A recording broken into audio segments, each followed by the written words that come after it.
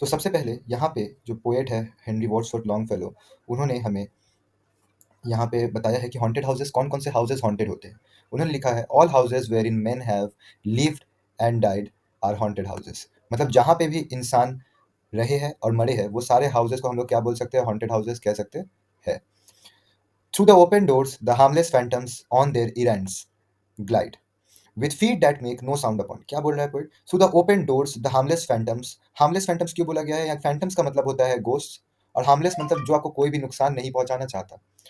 On their इरेंट्स glide का मतलब होता है ऑन देयर टोज। इरेंट्स वो लोग ग्लाइड करते हैं टो के ऊपर, जैसे भूत आप लोगों ने देखा होगा बहुत सारे मूवीज ये सब में, कैसे टो के ऊपर भूत अपने ग्लाइड करते हैं। With feet that make no sound upon, और उनके पैरों की कोई भी आवाज कहीं पे भी नहीं मिल पाती। We meet them at the doorway on the stairs along the passages they come and go. क्या बोल रहा है पोएट कि हम भूतों को कहाँ कहाँ मिल सकते हैं? Eight the doorway, on the stairs सीढ़ियों के पास, एंड अलोंग द पैसेजेस, और पैसेजेस के पास भी हम लोग भूतों से मिल सकते हैं। वहां पे वो लोग आते और जाते रहते हैं। Impalpable impressions on the air. Wait क्या बोला है? इम्पैल्पेबल मतलब होता है ऐसे इंप्रेशन जिन्हें हम ढंग से फील नहीं कर सकते। ठीक है, वैसे इंप्रेशंस हमें एयर में, हवा में दिखाई मिलते हैं। हम लोग उसे फील करते हैं कि वो इम्पैल्पेबल इंप्रेशन है, मतलब हम उसको टच नहीं कर सकते, छू नहीं सकते, देख नहीं सकते, लेकिन हवा में वैसे नेगेटिव इंप्रेशंस हम लोग को फील होते हैं। A sense of something moving to and fro, और वो कैसा इंप्रेशन रहता है? It is a feel, sense मतलब feel of something moving to and fro. To and fro का मतलब होता है फॉरवर्ड एंड बैकवर्ड, मतलब ऐसा लगेगा आपको कि आपके आसपास कोई है और वो अब मूव कर रहा है कंटिन्यूअसली आगे पीछे।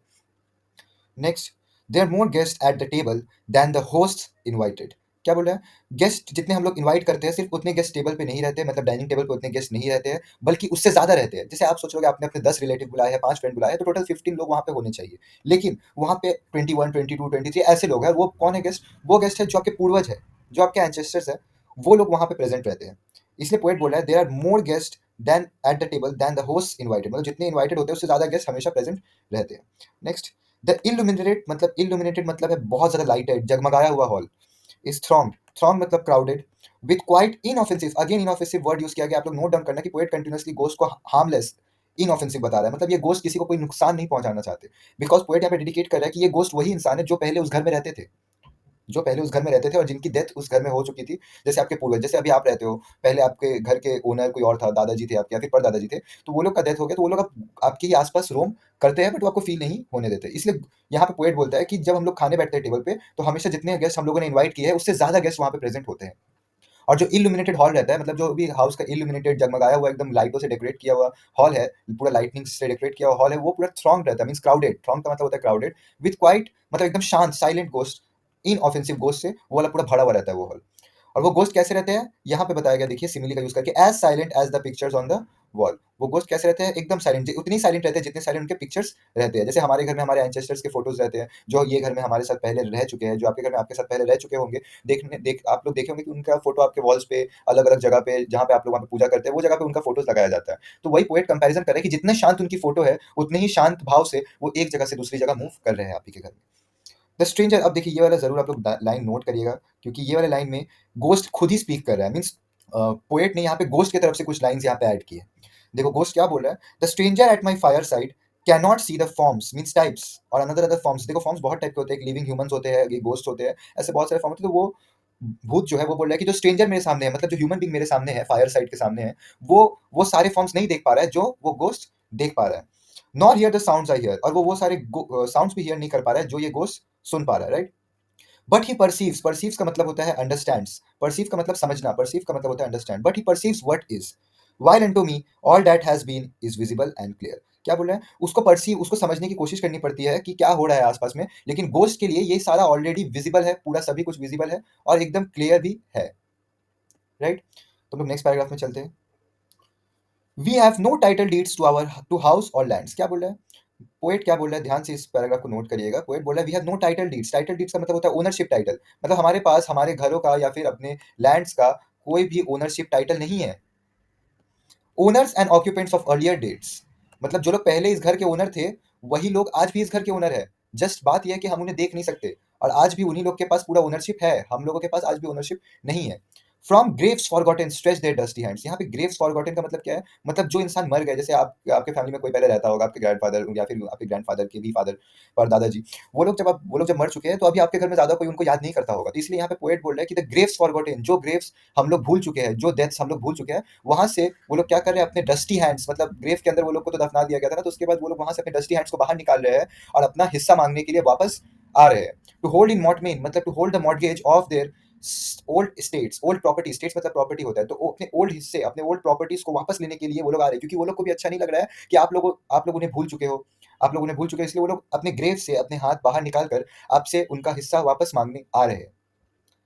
यहाँ पे देखना guys, the spirit world around this world of sense floats like an atmosphere. Line ठीक से देखना गाइस यहाँ पे, the spirit world around the world of sense means एक है स्पिरिट वर्ल्ड और एक है वर्ल्ड ऑफ सेंस जिसमें हम लोग रहते हैं। World of sense means earth, world of sense मतलब है अर्थ, अर्थ में हम लोग रहते हैं, राइट।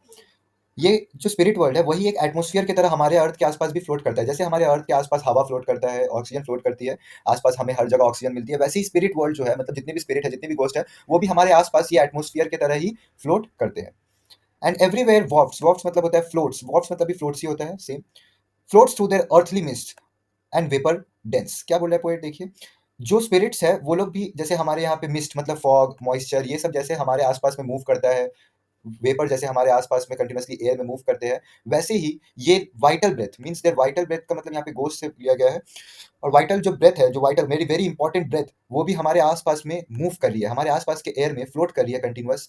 तो पोएट क्या बोल रहा है, the spirit world around this world of sense floats like an atmosphere. जो स्पिरिट वर्ल्ड है वो हमारे वर्ल्ड ऑफ सेंस के आसपास एटमॉस्फेयर की तरह फ्लोट करती है, जैसे एटमॉस्फेयर हमारे अर्थ के आसपास में फ्लोट कर रहा है, ऑक्सीजन कंटिन्यूअसली फ्लोट कर रहा है, वैसे ही स्पिरिट्स मतलब भूत भी हमारे आसपास कंटिन्यूअसली फ्लोट कर रहे हैं।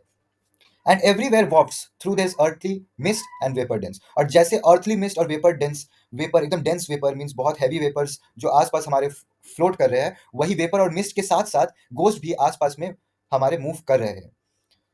Next, our little lives are kept in equipoise. Equipoise का मतलब है बैलेंस, इक्विपॉइस का मतलब होता है बैलेंस। तो क्या बोल रहा है poet, our little lives are kept in balance, किस चीज के बैलेंस में? By opposite attractions and desires, मतलब हमारे ऑपोजिट अट्रैक्शंस और डिजायर्स के थ्रू हमारा जो छोटा सा जिंदगी है वो हमेशा बैलेंस में रहता है। अब अट्रैक्शंस और डिजायर का मतलब मैं आपको समझाना चाहूंगा थोड़ा सा। अट्रैक्शंस का मतलब होता है जो हमें करने में अच्छा लगता है, और डिजायर्स मतलब जो हम बनना चाहते हैं, जो हमारे लिए बेनिफिशियल है। अब यहाँ पे बताया जाएगा अट्रैक्शन और डिजायर का example, the struggle of the instinct that enjoys, ये है अट्रैक्शन, ये जो है गाइस, ये है अट्रैक्शन, ये पोएट अट्रैक्शन का बात कर रहा है यहाँ पे। और ये जो लाइन है एस्पायर्स, इंस्टिंक्ट, नोबल इंस्टिंक्ट, ये है डिजायर्स, इसको आप लोग कह सकते हो कि ये है डिजायर्स, राइट। तो यहाँ पे किस चीज का अट्रैक्शन की बात की जा रही है? The struggle of the no instinct that enjoys, एक ऐसा स्ट्रगल जिससे बाहर निकल के हम लोगों को एंजॉय करना है, अपनी लाइफ को कंफर्टेबली जीना है, कंफर्टेबल स्पॉट में जीना है। ज्यादा स्ट्रगल हम लोग को पसंद नहीं है, ये हम लोग को भी पता है, और एक ऐसा स्ट्रगल हम लोग कर रहे हैं जिससे हम लोग चाहते हैं कि बाहर निकल के हम लोग लाइफ सिर्फ एंजॉय करें, ये हमारा एक अट्रैक्शन है। और नेक्स्ट क्या है, the more noble instinct that aspires, और हमारे दिमाग में ये भी थॉट्स है कि अरे आगे जाके कुछ बनना भी तो है। जैसे अभी मान लो आप लोग क्लास 10 में हो, अभी आप लोगों का मन है कि जल्दी से कॉलेज जाए, एकदम कंफर्टेबली रहे, मजा करे, बाइक में घूमे, ये करे वो करे, बट उसके साथ आपके दिमाग में ये भी थॉट चल रहा है, नोबल इंस्टिंक्ट का थॉट, कि आप लोग क्लास 10 में अच्छे मार्क्स कैसे स्कोर करोगे, 10 में अच्छे मार्क्स भी तो स्कोर करने हैं, पढ़ना तो होगा, ये भी आपके दिमाग में चलिए, ये नोबल इंस्टिंक्ट का थॉट है। और जो पहले मैंने बताया वो है आपके लिए एक प्रॉपर अट्रैक्शन, और ये है नोबल इंस्टिंक्ट का थॉट मींस डिजायर, राइट। तो पोएट वही बोल रहा है कि our little lives are kept in equipoise, हमारी जो छोटी सी लाइफ है, छोटी सी जिंदगी है, उसे बैलेंस में रखा गया है by opposite attractions and desires. मतलब अट्रैक्शंस और डिजायर्स के थ्रू हमारे लाइफ को बैलेंस में रखा गया है। अट्रैक्शंस क्या है? एंजॉय करने का, और डिजायर्स क्या है? टू कुछ अचीव करने का। डिजायर्स, डिजायर्स हमेशा कोई चीज अचीव करने का है, और attractions means to enjoy life. Next, this perturbations, अलग अलग टाइप के confusions, this perpetual jar of earthly wants, earthly wants, perpetual jar means यहाँ पे earthly wants means unlimited wants. क्या बोला जा रहा है कि जो हमारा ये पर्ट्यूबेशंस है, जो हमारा थिंकिंग्स है, ये एक परपेचुअल जार है, मींस नेवर एंडिंग जार है ऑफ अर्थली वांट्स। मतलब इसमें जितने भी वांट्स आते रहेंगे, बढ़ते जाएंगे, बढ़ते जाएंगे और बढ़ते जाएंगे, कभी भी खत्म नहीं होगा, और इससे हमारा एस्पिरेशंस एकदम हाई रहता है, हमारा गोल ड्रीम्स एकदम हाई सेट करते ही जाते हैं। जैसे मान लो अभी आप 10 में, तो अभी आप सोच रहे हो कैसे भी 10 में अच्छे मार्क्स आ जाए, फिर जब आप 12 में जाओगे तो आप सोचोगे 12 में अच्छे मार्क्स आ जाए, फिर आप कॉलेज में जाओगे तो कॉलेज में अच्छे मार्क्स आ जाए, और उसके बाद फिर एक अच्छी नौकरी मिल जाए, ऐसा आप सोचते रहोगे। तो इसलिए यहाँ पे उसी को डेडिकेट किया गया, एस्पिरेशंस हाई बोल के, मींस हमारा वांट्स जो है वो कभी खत्म नहीं होता। ह्यूमन वांट्स आर अनलिमिटेड, लेकिन रिसोर्सेज हमेशा लिमिटेड रहते हैं। तो वही बोला गया कि हमारा थिंकिंग कभी भी, जो पर्ट्यूबेशन है वो कभी भी खत्म नहीं हो सकते, क्योंकि ये एक नेवर एंडिंग जार है of earthly wants, unlimited wants के थ्रू ये जार कभी खत्म ही नहीं होता, ये नेवर एंडिंग जार है, राइट। और ये कहाँ से, ये जो अर्थली वांट्स है, जो अनलिमिटेड वांट्स है, हमारे दिमाग में कंटिन्यूअस जो वांट्स आते हैं, एक स्टेज पार करने के बाद दूसरा स्टेज जाने पे, तीसरा स्टेज जाने पे, फोर्थ स्टेज जाने पे, ऐसे कैसे वांट्स ऐसे आते हैं हमारे अंदर, कहाँ से आते हैं?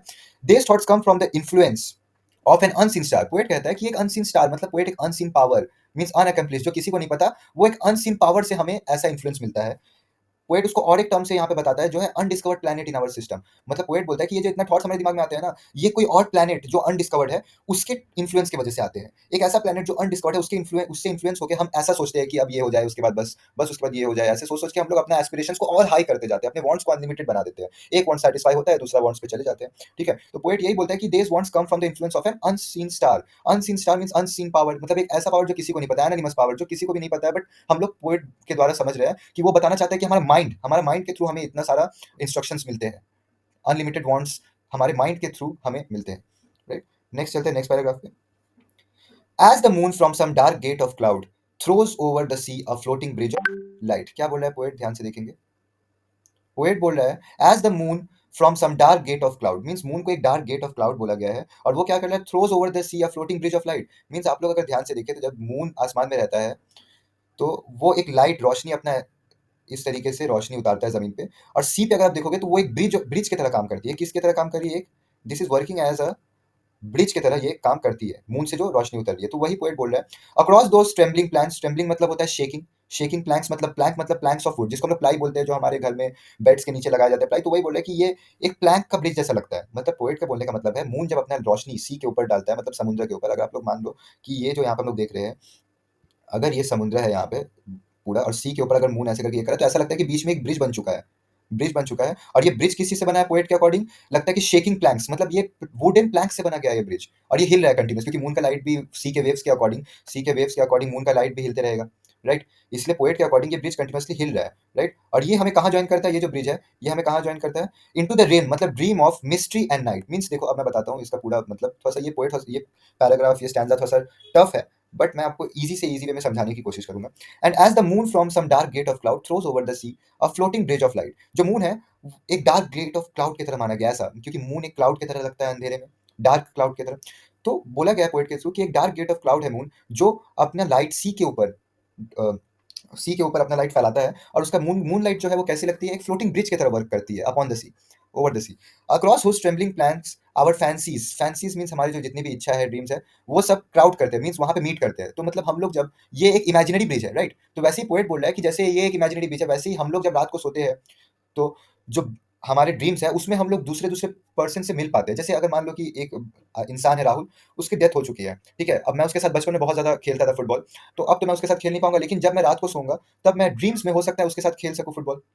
राइट, तो इसीलिए पोएट बोल रहा है कि जितनी भी मिस्ट्रीज है हमारे अंदर, वो सब ये ड्रीम्स में, नाइट के ड्रीम्स में हमें एक ब्रिज की तरह कनेक्ट करती है, वो मून के ऊपर जो इंसान रह रहा है उससे, और हमें नीचे कनेक्ट करती है ये ब्रिज। राइट, आप लोग समझ पा रहे होगे। इसे इरेज कर देता हूँ मैं। तो मून को यहाँ पे एक इमेजरी की तरह यूज किया गया है, एक मेटाफर से मून की लाइट को ब्रिज की तरह कंपेयर किया गया है। मून की लाइट को एक मेटाफर के कंट्रोल से, मेटाफर के हेल्प से ब्रिज ऑफ लाइट की तरह माना गया है। So from the world of spirits there descends. तो वर्ल्ड ऑफ स्पिरिट्स मतलब स्पिरिट वर्ल्ड, जहाँ पे सिर्फ भूत रहते हैं, जहाँ पे सिर्फ आत्माएं रहती हैं, वहां से descends means comes down a bridge of light connecting it with this, over whose unsteady floor that sways and bends, wander our thoughts above the dark abyss। ध्यान से सुनना, कि ये थोड़ा सा टफ है, बट मैं कोशिश करूंगा आप लोगों को इजी करके इसे समझाने का। So from the world of spirits, मतलब वर्ल्ड ऑफ स्पिरिट्स, मान लो ये एक वर्ल्ड ऑफ स्पिरिट्स है, ठीक है, ये एक दुनिया है स्पिरिट वर्ल्ड। राइट, यहाँ से comes down a bridge of light, यहाँ से वही सेम मून के जैसे ब्रिज ऑफ लाइट आ रहा था, वैसे यहाँ से भी एक लाइट डिसेंड हो रहा है। Right, connecting it with this मतलब आवर अर्थ, ये हमारा अर्थ है, और यहाँ से कनेक्ट कर रहा है ये ब्रिज ऑफ लाइट हमें वो स्पिरिट वर्ल्ड से, ये है स्पिरिट वर्ल्ड, और यहाँ से हमें कनेक्ट कर रहा है ये bridge of light. Over whose unsteady floor, और ये जो लाइट है, ये जो लाइट है उसको ब्रिज की तरह कंपेयर किया गया, और ये ब्रिज क्या है, कंटिन्यूअसली अनस्टेडी है, मींस ये कंटिन्यूअसली मूव कर रहा है। राइट, स्टेडी नहीं है, मींस स्टिल नहीं है, this is unsteady means continuously move कर रहा है। दैट स्वेज एंड बेंड्स, और ये ब्रिज क्या कर रहा है, कंटिन्यूअसली मूव कर रहा है और बेंड हो रहा है नीचे की तरफ। राइट, कंटिन्यूअसली स्वे कर रहा है मींस मूव कर रहा है, और बेंड हो रहा है इधर उधर, क्योंकि जैसे मैंने बताया आपको, ये मून लाइट जो है वो ब्रिज कंटिन्यूअसली क्या हो रही है, बेंड हो रही है, मूव हो रही है, बिकॉज ये तो लाइट है, और सी के ऊपर जब ये पड़ रही है तो ये कंटिन्यूअसली मूव हो रही है। तो वही बोला कि ये अनस्टेडी है, means it is not study. और इसी के ऊपर क्या होता है, वॉन्डर, रोम अराउंड। वॉन्डर मतलब होता है रोम अराउंड, मतलब बिना मतलब कि इधर से उधर भटकना। यहाँ पे ही क्या होता है, ये ब्रिज के ऊपर ही हमारे थॉट्स भटकते रहते हैं अबव द डार्क एबिस। एबिस मतलब स्काई गाइस, ठीक है।